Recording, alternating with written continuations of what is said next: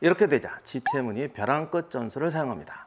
바로 이 항복하겠다는 항복 문서를 받아서 돌아가던 거란 측 사신을 특공대를 보내서 살해해버립니다. 이 항복파들이 분노해가지고 지체문을 공격하게 됩니다. 탁사정의 동북면 본대가 도착해버립니다.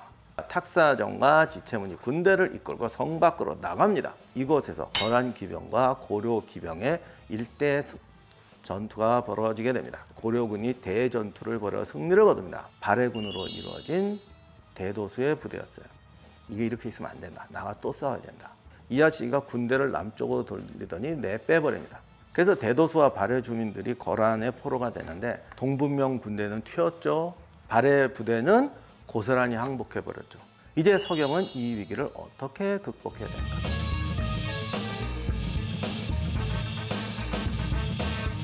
지난 시간에 서경이 포위 공격을 통해서 함락 직전까지 몰렸다고 말씀드렸습니다. 물론 함락 직전까지 몰렸다는 건 드라마적인 상상입니다. 사료에 자세한 내용이 없어요. 다만 12월 11일부터 16일까지 거란이 포위 공격을 계속합니다. 당시 서경을 꼭 함락시켜야 될 만큼 서경은 그만큼 중요한 도시였고 성종이 직접 친정하고 있었으니까 당연히 맹공을 퍼부었겠죠. 다만 이제 서경성 내의 상황은 알 수가 없는데 이럴 때 이제 드라마를 만든다면 와 이제 끝이다. 내일이면 함락이다. 이러면서 장수들끼리 막 작별 인사도 하고 이럴 때 대사도 멋있게 해야 돼. 저승에서 만나세요. 이러지 말고. 하여간 최후의 장을 준비하고 있는 이런 비장한 분이 딱 깔아놓는 거죠. 그런데 12월 17일에 성벽에 있던 병사들이 깜짝 놀랍니다. 거란군이 포위했던 병력을 물리고 막사를 막 철거하고 있는 거죠. 이럴 때 드는 생각이 쟤들 위장 철수 아니냐. 이래서 후퇴하는 줄 알고 쫓아나갔다가 이렇게 당하는 포위 공격하고 이런 게 있으니까 쟤들이 물러나는 것 같다. 나가서 공격하자. 무슨 소리냐. 쟤들이 왜 이유 없이 물러나니. 이런 거 함정이야. 이러면서 또 싸움 나고 또 집어던지고. 이렇게 할 수도 있는데 좌우지간에 작가의 몫이 제 몫은 아니니까. 아무튼 서경 내부의 상황은 알 수가 없지만 거란군이 갑자기 철수를 준비한 건 맞습니다. 왜 그러냐. 12월 17일에 거란 성종을 향해서 갑자기 북쪽에서 급보가 날라옵니다. 곽주성이 고려군에게 함락됐다는 거죠. 이게 왜 중요하냐.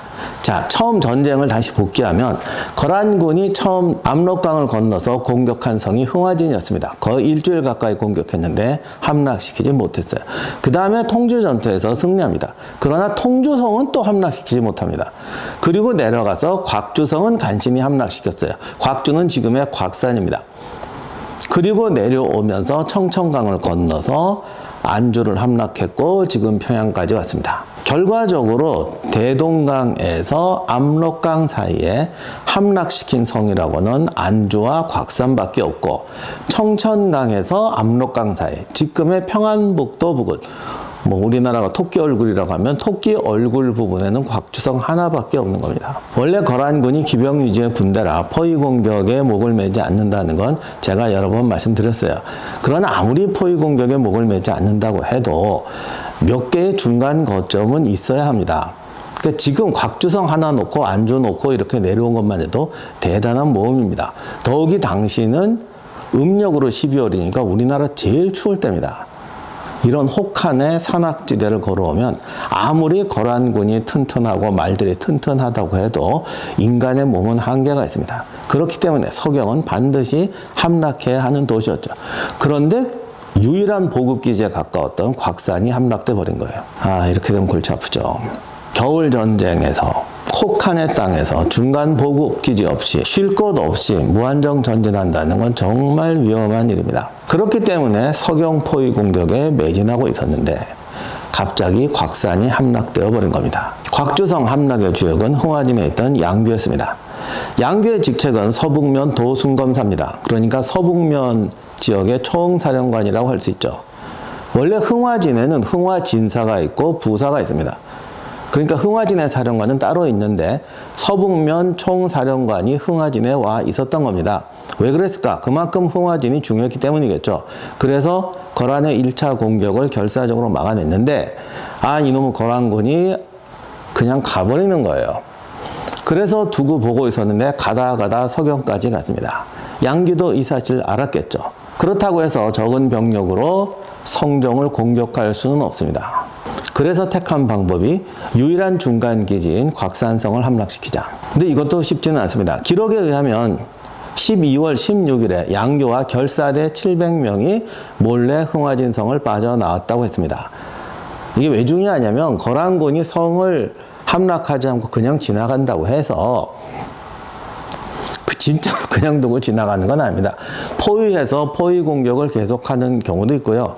병력이 부족하면 그냥 소수의 감시병만 남겨놓습니다. 그런데 소수의 감시병을 남겨놓다가 공격당하면 어떡하냐. 거란군이 원래 기병이니까 도망치는 데는 자신이 있어서 적이 공격해 나오면 튀면 됩니다. 그런데 흥화진에 소수의 부대를 남겨놨는지 대규모 부대를 남겨놨는지는 알 수가 없는데 무로대라는 곳 보급기지에 20만 명을 남겨뒀다고 하고 뭐 그 20만 명이 솔직히 그냥 20만은 아니겠지만 어쨌든 대군을 남겨놨었고 흥화진이라는 것이 워낙 중요하니까 그리고 그곳에 서북면 총사령관도 있고 주력 부대가 있으니까 제법 많은 병력을 남겨놨을 겁니다. 자, 그런데 양규가 700명의 결사대를 이끌고 성을 탈출했다는 건 정말 두 가지 대담한 결정입니다.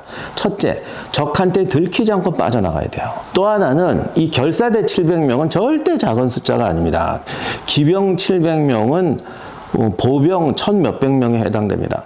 나중에 흥화진이 백마산성이라고 했을 때 임경업 장군이 병자호란 때 백마산성을 지키는 데는 4,300명 정도, 그러니까 4,000에서 5,000 정도의 병력이 필요하다고 그랬어요. 그런데 그 중에 기병 700명이면 보병 2,000명하고 맞먹는 숫자인데 엄청난 숫자죠. 이런 정예병을 뺀다는 것은 만약에 포위하고 있는 거란군이 지속적으로 공격을 하고 있는 상황이라면 또는 공격을 안 하고 있는 상황이라고 해도 양구가 700명이 빠져나갔다고 하면은 거란 장수는 바보겠어요. 그러면 흥화진으로 함락하자라고 공격할 수도 있지 않겠습니까? 그러니까 이거는 빠져나가는 양규도 대단하지만 그들을 보내는 뭐 장군의 명령이니까 복종해야 할 수밖에 없었다 하더라도 우리가 버림받았다. 제가 혹시 이 핑계 대고 빠져나가고 도망치는 거 아니냐 이런 식으로 수비대가 생각하면 진짜로 항복해 버릴 수도 있어요. 그러니까 나가는 사람이나 보내는 사람이나 진정으로 서로를 믿는 믿음과 용기가 필요했던 작전이었습니다. 자, 이렇게 빠져나간 양규는 통조성으로 갑니다. 그곳에서 병력을 모아서 일천을 규합했다고 했습니다. 이게 한자다 보니까 700명에 300명을 더 규합해서 1000명이 됐다는 소리인지 700명이 가서 1000명을 규합해서 1700명이 됐다는 소리인지 애매한데 하여간 이 1000명 또는 1700명의 병력이 그것도 당일로 곽산성으로 이동을 해서 왜냐하면 이거 시간 오래 끌면 결국 들키거든요. 단숨에 곽주성을 함락해버립니다. 이 곽주성은 중요한 보급기지였기 때문에 거란군이 6,000명의 병력을 놔뒀습니다. 6,000명이 작아 보이지만 이것도 그냥 뭐 노무부대냐 2급 부대냐 아니면 정예부대냐 이거에 따라서 정말 천지 차이가 납니다. 아무튼 이 6,000명을 일거에 전멸시키고 곽산성을 탈환해버립니다. 그리고는 주면을 끌고 통주성으로 돌아와 버리죠. 왜? 여기 방어하기 힘드니까. 이렇게 되니까 거란 성종이 안 놀랄 수가 있냐고 까무라칠 노릇이죠. 여기서 성종이 틀렸다라고 생각하고 회군했으면 양규는 정말 우리 역사에 길이 남는 영웅이 됐을 겁니다. 이번 드라마 때문에 양규 장군이 뜨긴 뜨는 것 같은데 그래도 정말 아는 사람만 아는. 사실 양규는 고려시대에선 유명했어요.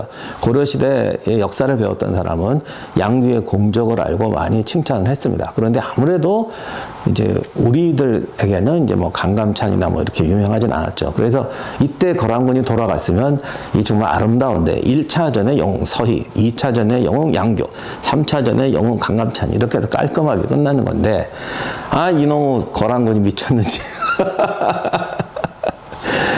그러니까 이게 전쟁사에서 보면은 너무 용감하거나 특별히 용감한 그렇게 미친 거지. 성종이 크레이지한 결정을 내립니다. 서경 공략을 포기하고 개경으로 직공하는 겁니다.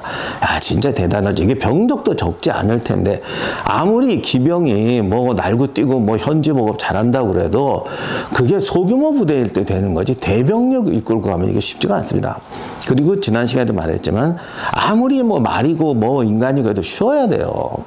그리고 나무 그늘에 밑에서 쉬는 건 쉬는 게 아니에요. 더우기 때는 영하 30도가 오르내리는 맹추이잖아요. 어쨌든 이런 상태에서 성종은 크레이지한 결정을 내려서 개경으로 직공해버립니다. 이 바람에 양규도 놀랬을 거고 다른 장수들도 놀랬겠죠.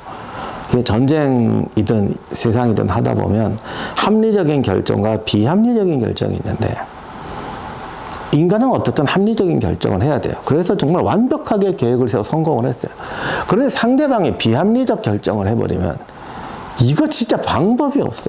너 탓이야, 네 탓이야. 아무리 그래도 뭐 어떡할 거야. 상대방이 비합리적으로 할 거라고 예측하고 할 수는 없잖아요. 그래서 아무튼 이렇게 해서 양규는 민족의 영웅이 될 기회를 이 성종의 불합리한 황당한 결정 때문에 놓쳐버립니다. 근데 이제 더 큰일 난 건 개경이었어요. 이제 진짜로 성종을 막을 방법이 없어진 겁니다. 이거 어떻게 해야 되냐. 결국 고려 현종은 개경을 포기하고 나주로 피난길에 오릅니다. 그리고 거란군이 서경에 진입해서 모든 것을 불태우고 약탈해버립니다. 그 바람에 고려 전기 기록들이 거의 남아있지 않게 됐습니다. 자관 엄청난 피해를 보긴 했는데 그래도 천만다행이었던 건 철수하게 된 겁니다. 왜냐하면 서경도 없고 중간에 도시가 별로 없으니까 돌아가는 길도 고난의 행군이에요. 그러니 오래 머무를 수가 없는 거죠. 이런 점에서 양규가 또 하나 큰 공을 세운 겁니다. 만약에 서경이 확보되어 있었더라면 거란군이 병력의 3분의 1 같은 거 남겨서 개경을 확보하고 현종을 끝까지 추격해라 이렇게 했을지도 몰라요. 아니면 거란이 서경을 차지하고 있었다면 현종이 개경을 포기하지 못했을 수도 있습니다. 서경도 빼앗기고 개경도 빼앗기고. 만약 개경도 함락됐다 그러면 서경에서 진짜 독립만세 부를 수도 있거든요. 그래서 뭐 우리가 진짜 고구려의 후예다, 진고구려 뭐 이랬을지도 모르죠. 물론 이거는 if이기 때문에 꼭 그런 일이 벌어났을 거라고 제가 장담은 못합니다만 뭐 당시의 시대 상황이나 뭐 등등을 보면 서경이 진짜 함락됐고 또 서경에 있는 그 항복파들이 정말 거란에게 뭐 충성을 한다거나 우리는 쟤들은 진짜 고구려의 후예가 아니야 뭐 이렇게 나왔더라면 진짜 역사가 어떻게 흘러갔을지 몰라요. 그런 점에서도 양교의 곽산성 탈환은 이 전쟁의 추이에 사실은 굉장히 큰 영향을 미친 사건이었습니다. 아무튼 이렇게 돼서 성종은 조기 회군을 결정합니다. 그런데 돌아가는 길이 만만치가 않죠. 거란군은 지칠 대로 지쳤기 때문에 거의 탈진 상태로 회군하게 됩니다. 거란 쪽 사료를 보면 춥고 말 죽고 정말 고생이 말이 아니었다고 합니다. 이를 본 양규가 또 활약을 시작합니다. 결사대를 이끌고 거란군을 공격하는 거죠. 왜? 거란군이 돌아갈 때 무수한 고려 백성들 납치해서 데려갑니다. 원래 옛날 전쟁에서 가장 큰 재물은 사람입니다. 그러니까 사람을 데려가는 거죠. 그런데 이게 끔찍한 게 한겨울이잖아요. 뭐 그리고 이제 상황에 따라 다르겠지만 전쟁사를 보면 외국 기록을 보면은 뭐 여기서 납치해 간 사람은 뭐 10만 명인데 여기서 도착한 사람은 10,000명이다. 뭐 저도 정확한 비율은 지금 말씀드릴 수가 없는데 아무튼 뭐 10,000명이다, 30,000명이다 할 정도로 오고 가는데 엄청난 사람들이 죽습니다. 뭐 이것 지금도 마찬가지도 한겨울에 끌고 가는데 사람들이 제대로 갈 리가 있겠어요. 양교는 지속적으로 거란군을 공격해서 고려인 포로들을 구출해냅니다. 2,500명을 살해하고 2,000명을 구출했다. 1,000명을 살해하고 1,000명을 구출했다. 이런 기록들이 나옵니다. 양교는 아마도 정예부대로 기동전을 펼치면서 약한 고리를 찾아서 치고 빠지는 작전을 썼던 것 같습니다. 이 군대는 반드시 뭉쳐서 가지 않습니다. 대군이라고 해도 어느 부대는 일로 가고 어느 부대는 절로 가고 선발대 있고 후발대 있고 또 이게 거란군 같은 경우는 기본적으로 부족군 기반이기 때문에 여러 갈래로 흩어져 다녔을 것이고 약탈하기 위해서 뭐 그냥 본대를 벗어나서 지 맘대로 다니는 애들 많았을 거예요. 양교는 이런 애들을 정찰해서 찾아서 노리고 잡는 거죠. 이와 같은 활약을 한 부대가 양교 부대만은 아니었습니다.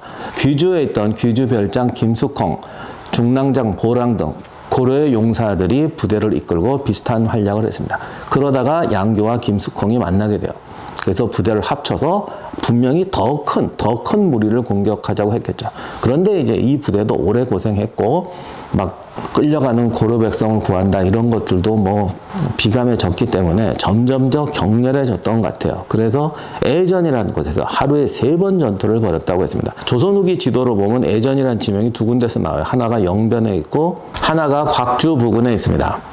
그래 여기서 이제 하루에 3번 싸웠다는 게 중요한데 부대도 합쳤겠다. 뭐 고려 백성들을 구하다 보니 사명감도 막 솟아올랐겠다. 분노도 일컬었겠다. 그러다 보니까 연속적인 전투를 하게 되는 거죠. 근데 군대가 이렇게 자꾸 연속적인 전투를 하다 보면 어딘가에 빨려들게 되고 결국 주위에 대한 경계가 약해지고 정찰 병력을 충분히 운영하지 못하게 됩니다.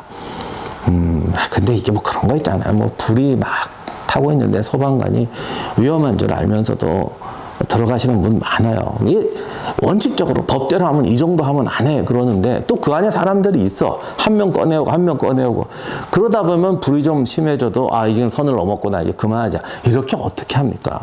그러니까 거란군은 보이고 잡혀가는 고려 백성 보이고 그러면 하고 또 하고 아 이거 좀 오버했는데 우리가 체력이 떨어졌는데 이거 좀 너무 이렇게 너무 이렇게 전투에 몰입했는데라는 생각이 들어도 하게 되는 거죠.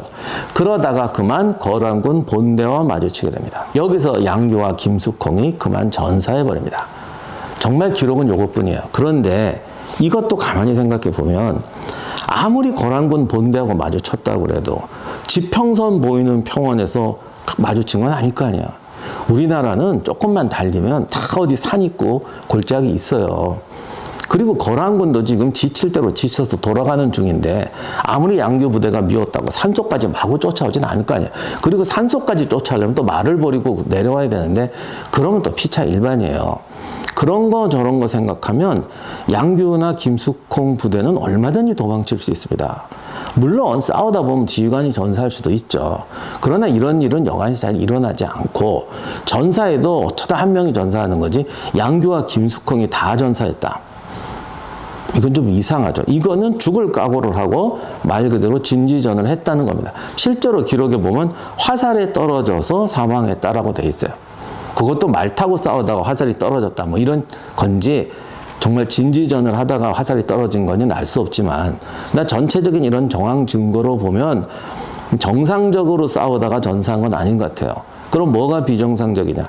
이들의 목표는 고려 백성을 구하는 거였어요. 보통 구했다면 1000명, 몇백 명씩 구했습니다. 그런데 갑자기 본대가 나타나요. 이럴 때 어떡합니까? 군인들은 말 타고 있으니까 빨리 도망갈 수 있습니다. 미안하다, 잘 가라. 그리고 튀겠느냐? 아니면 백성들을 가라 그러고 끝까지 싸우겠느냐? 저는 후자였을 가능성이 높다고 생각합니다. 그러니까 양교와 김숙홍이 모두 전사하고 화살이 떨어져서 전사했다라는 그런 표현이 나오게, 진지전을 상징하는 듯한 표현이 나오게 되는 거죠. 물론 증거는 없어요. 전쟁에서는 5만 가지 상황이 다 벌어지기 때문에 한두 가지 일을 가지고 단정할 수는 없습니다. 그러나 이런저런 정황을 보면 양교와 김숙홍은 백성을 구하기 위해서 최후의 결전을 펼쳤던 것 같습니다. 아, 이런 게 정말 그 사료, 차라리 뭐 아니면 아니라고 하든가, 기면 기라고 하든가, 그 사료만 한 줄 더 있어도 얼마나 좋았겠어. 근데 저도 지금 이게 여기서는 이렇게 말하지만, 예를 들면 뭐 양교 장군의 전기를 쓴다거나, 공식적인 뭘 한다거나, 또는 뭐 양교 장군을 이달의 인물로 포상한다거나, 이런 거 할 때는 이거를 일할 수가 없어요. 그냥 고려 백성을 구출하기 위해서 끝까지 싸우다가 불행하게 전사했다라고 할 수 있을 밖에 없는 겁니다. 증거가 없으니까. 역사가 그렇거든요. 정말 안타까운데 제 심정으로는 그런 것 같아서 유튜브에서는 이렇게 말씀을 드립니다. 오해는 하지 말아주세요. 이렇게 해서 양교는 정말로 멋진 싸움을 하고 고려의 운명을 바꿉니다.